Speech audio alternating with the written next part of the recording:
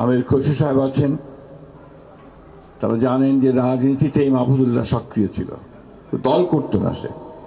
তার যে রাজনৈতিক চিন্তা, সেই চিন্তাকে নিয়ে সে সামনে এগিয়ে যেত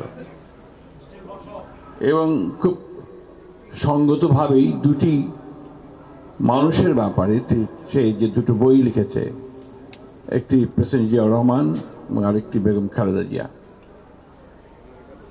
এই দুজনেরই বাংলাদেশের পুরো ইতিহাসে যে কত বড় অবদান এবং তাদের যে কাজগুলো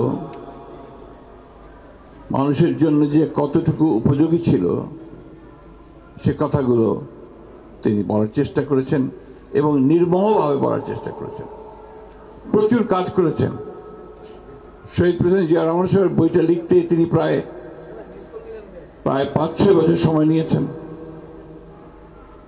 বেগম জিয়ার উপর বই লিখতে তিনি 4 বছর কাজ করেছেন এবং কোথাও কোনো ফাঁকি দেওয়ার কোনো প্রবণতা তার ছিল না।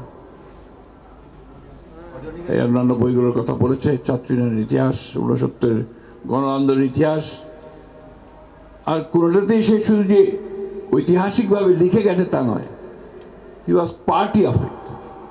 সে সক্রিয়ভাবে সেখানে অংশ নিয়েছে। আমি সবচেয়ে বেশি আমার মনে পড়ে যে 14 নির্বাচনের পরে 18 নির্বাচনের আগে এই সময়টা সে অনেক কাজ করেছে এবং তখন সমস্ত দলগুলোকে ঐক্যবদ্ধ করবার জন্যে মাহফুজুল্লাহ এবং মাহবুবুল্লাহ ভাই যে প্রচেষ্টা ছিল, আরেকজন ছিলেন জাফরুল্লাহ ভাই, সে প্রচেষ্টা ছিল একটা অসাধারণ প্রচেষ্টা এবং তারা ছিলেন বলেই সেদিন বোধহয় সেই বাম ডান সবাই মিলে একটা জায়গায় আসা সম্ভব হয়েছিল। একেবারেই গণতন্ত্রে বিশ্বাসী মানুষ ছিলেন এবং সেই গণতন্ত্রকে প্রতিষ্ঠা দেওয়ার জন্য তিনি কাজ করেছেন।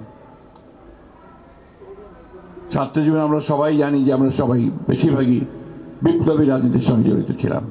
মাহবুবুল ভাই এখন আছেন, আমরা দেশের শ্রেণী শত্রু খতম করার স্লোগানও দিয়েছি মাহবুবুল ভাইয়ের সঙ্গে। ঠিক কি বলেন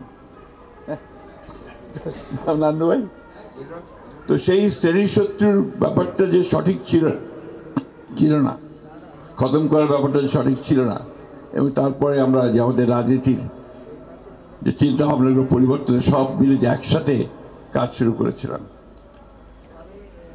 আজকে অত্যন্ত আশাবাদী আমরা সবাই যে সেই ফ্যাসিবাদের পরিবর্তন হয়েছে, ফ্যাসিবাদ পালিয়ে গেছে এবং সেই আন্দোলনের মধ্যে দিয়ে পালিয়েছে। আমির খসরু সাহেব বলেছেন যে দীর্ঘদিন ধরে এই দেশের রাজনৈতিক দলগুলো তারা যে চেষ্টা করেছে, তারা যে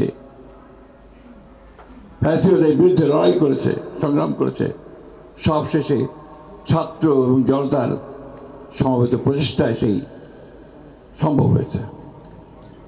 আজকে একটা আশার আলো সবাই আমরা দেখতে পাচ্ছি যে আবার নতুন করে বাংলাদেশকে আমরা গড়ে তুলব। সবাই কথাটা বলছি, এটাতে সবারই আমার আরো অনেক বেশি আন্তরিক হওয়ার প্রয়োজন এবং সত্যিকার অর্থেই আমরা যেন সবাই ভবিষ্যৎ প্রজন্মের জন্য যে কথাটাকে বলা হয়েছে বাসযোগ্য দেশ, তিতুমির বলেছে, সেই বাসযোগ্য দেশ তৈরি করার জন্য আমরা সবাই যেন কাজ করতে পারি। মাহফুজুল্লাহর প্রতি আমাদের সম্মান দেখানো তখনই সফল হবে, চূড়ান্ত হবে, যদি আমরা তার এই আরাধ্য কাজটা আমরা করতে পারি। আমাদের তো এখন অনেক বয়স হয়েছে, এখন এখানে সব নবীনেরা আছেন, তরুণেরা আছেন, তার দেশকে নতুন করে চিন্তা করছেন। কিন্তু সেই চিন্তার মধ্যে কিন্তু সবসময় একটা জিনিস আমার কাছে মনে হয়, এই কথাটা মনে রাখা সকলের দরকার, যে মাহবুবুল্লাহ যে কন্ট্রিবিউশন অথবা তারও আগে এই দেশকে সুন্দর করার জন্য যাদের অবদান, সেই অবদানগুলোকে যেন আমরা কখনোই ভুলে না যাই।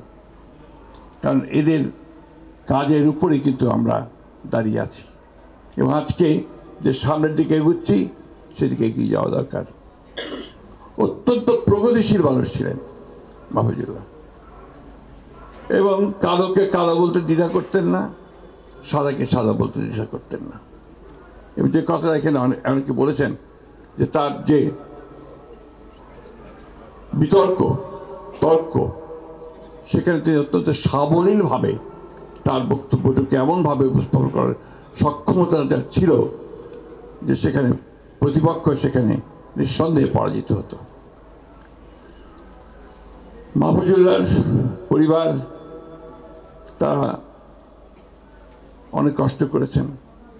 যে কথাটা কিছুক্ষণ আগে একজন বলেছিলেন যে আজকালকার সাংবাদিকেরা অনেকেই, আমি সকলের কথা বলি না, অনেকেই তা তো নিজেদের আখের গোছানোর জন্য আপনার দালালি করে।